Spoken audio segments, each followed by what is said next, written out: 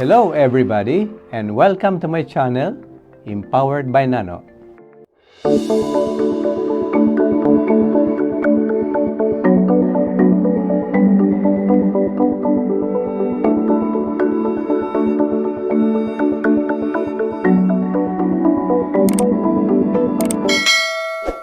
Magandang araw, hapon o gabi sa inyong lahat. Dito sa Pilipinas, kapag tumungtong ka sa edad na 65, lalo na kapag ikaw ay isang office worker o empleyado, karaniwan na ang ibig sabihin ay tapos na ang panahon mo na magtrabaho. Parang ito na ang dulo ng karera. Oras na para magretiro at magbigay daan sa mga bata. Pero patas pa yun? Ang sapilitang pagre-retiro sa edad na 65, kung tutusin, ay isang nagtatago at tahimik na anyo ng diskriminasyon. Sabi nga ng isang senior advocate, ang retirement age limit ay diskriminasyon. Parang sinasabi na hindi na kami kaya makipagsabayan.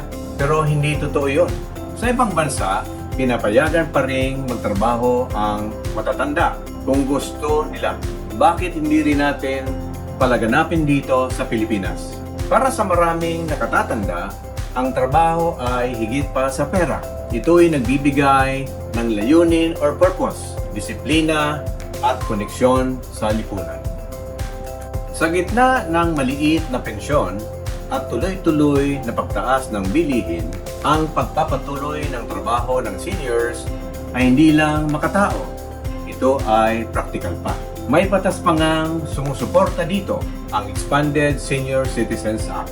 Ayon sa batas, may insentibo ang mga pribadong kumpanya na kukuha o mag-iempleyong senior citizens. Ang mga insentibong ito ay ang 15% tax deduction mula sa sweldo ng senior na empleyado. At kung tuloy-tuloy ang trabaho ng senior citizen ng 6 na buwan ay pasok sa income limit, makikinabang pareho ang employer at empleyado.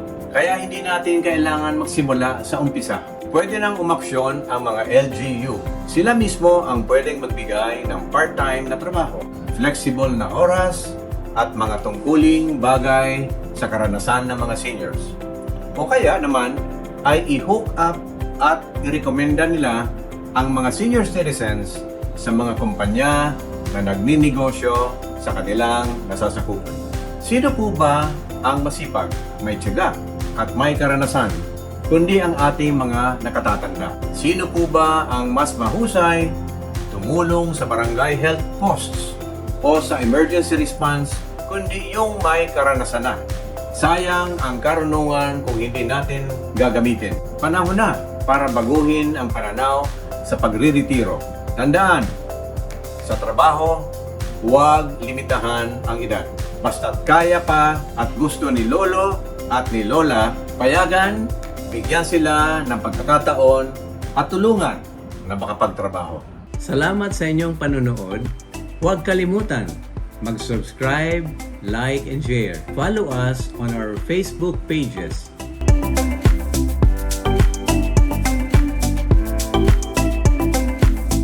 Ito po si Nano, ang nagsasabing, stay strong and be empowered.